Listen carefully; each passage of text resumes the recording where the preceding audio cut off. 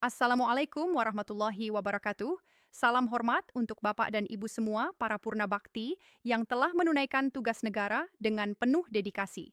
Pada pagi yang hening ini, mari kita berhenti sejenak dari hiruk-pikuk kabar, dari lalu lintas informasi yang saling bertabrakan, dan mendengarkan satu cerita yang sangat dekat dengan kehidupan banyak orang. Tetapi jarang benar-benar dibicarakan dengan jujur.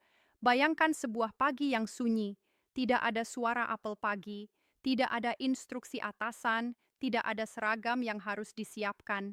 Yang terdengar hanya detak jam dinding, berdetak pelan tapi terasa berat. Seolah mengingatkan bahwa waktu tidak pernah berhenti berjalan. Di sudut sebuah rumah sederhana, seorang pensiunan duduk di tepi ranjang. Posturnya sedikit membungkuk. Bukan karena lemah, tetapi karena usia di tangannya ada dompet lama. Dompet yang dulu selalu dibawa saat berangkat dinas. Dompet itu dibuka lalu ditutup kembali, bukan karena isinya rahasia, tetapi karena setiap kali dibuka pertanyaan yang sama selalu muncul. Cukupkah sampai akhir bulan ini?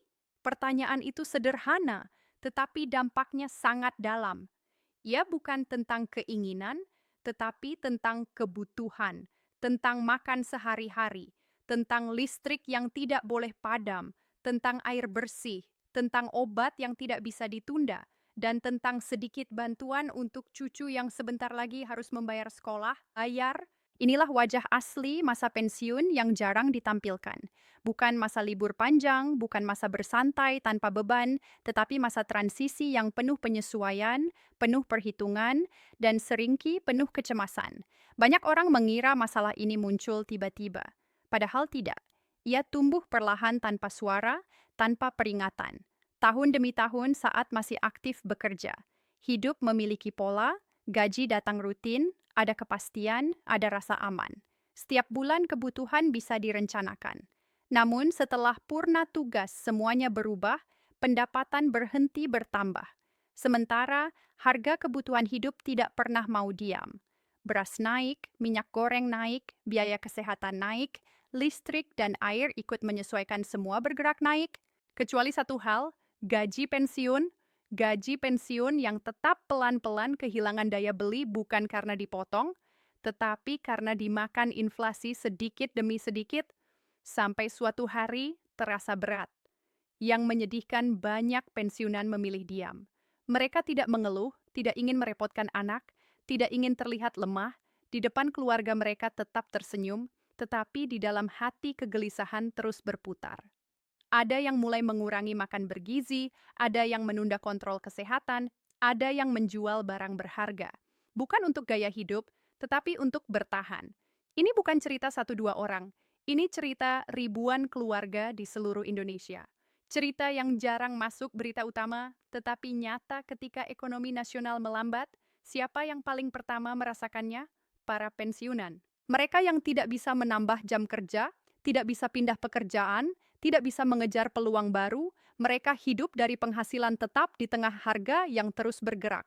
Karena itu, setiap kebijakan ekonomi negara sekecil apapun selalu berdampak besar bagi para purna bakti, termasuk keputusan besar yang belakangan ini banyak dibicarakan. Penggerakan dana sekitar 200 triliun. Angka ini terdengar sangat besar.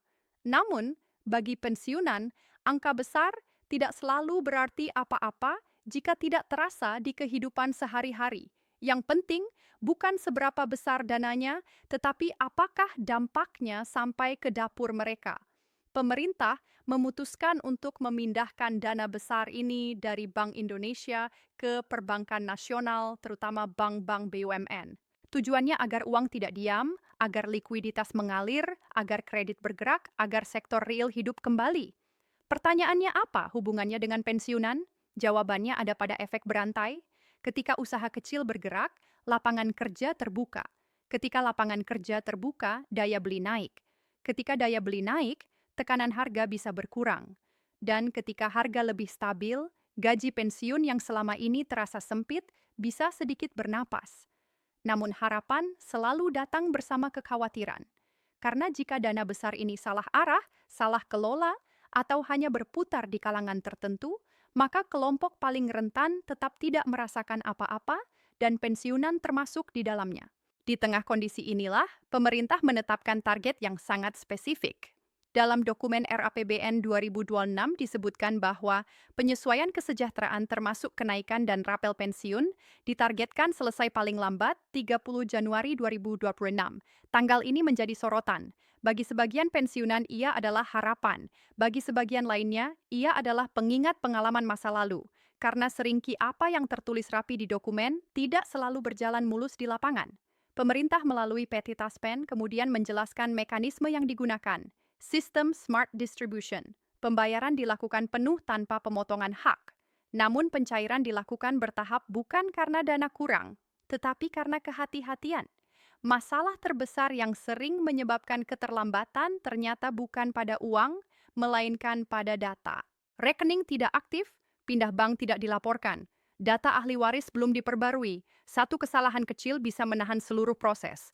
Taspen menegaskan bahwa semua pembaruan data gratis, tidak ada biaya, tidak ada permintaan OTP, tidak ada permintaan PIN. Jika ada yang mengaku petugas dan meminta data pribadi itu penipuan. Namun bagi pensiunan, penjelasan teknis saja tidak cukup. Yang mereka butuhkan adalah kepastian. Kepastian bahwa negara hadir, bahwa pengabdian puluhan tahun tidak berakhir dengan kecemasan. Disinilah isu pensiun menjadi lebih dari sekadar angka. Ia menyentuh martabat, ia menyentuh rasa dihargai, ia menyentuh kepercayaan. Cara negara memperlakukan pensiunan hari ini akan menjadi pesan bagi generasi yang masih bekerja. Apakah mengabdi itu layak? Apakah negara akan hadir sampai akhir? Maka rapel dan kenaikan bukan hanya soal bulan ini atau tahun ini. Ia adalah cermin tentang bagaimana kita memandang mereka yang telah selesai bekerja. Bayangkan kembali pagi yang sunyi itu. Jam dinding berdetak, dompet tua dibuka. Namun kali ini perasaan yang muncul berbeda. Bukan takut, bukan cemas, tetapi cukup. Cukup untuk makan, cukup untuk berobat, cukup untuk hidup dengan tenang. Inilah tujuan sejati dari kebijakan kesejahteraan, bukan kemewahan, tetapi ketenangan di masa tua. Dan selama negara terus berusaha ke arah itu, dengan jujur, dengan empati, dengan komunikasi yang jelas, harapan itu akan tetap hidup. Dan dengan informasi terakhir ini, Bapak dan Ibu, tidak perlu panik, tidak perlu terpancing kabar yang belum jelas sumbernya. Hak pensiunan tidak dihapus, tidak dialihkan, dan tetap tercatat sebagai kewajiban negara. Proses memang berjalan bertahap, tetapi arahnya tetap sama, yaitu memastikan hak diterima dengan aman dan tepat. Tetap waspada terhadap penipuan, pastikan data selalu benar, dan mari kita tunggu proses ini dengan kepala dingin. Negara mungkin tidak sempurna, tetapi kewajiban kepada para purna bakti tidak pernah dihapus dari catatan. Assalamualaikum warahmatullahi wabarakatuh. Ya.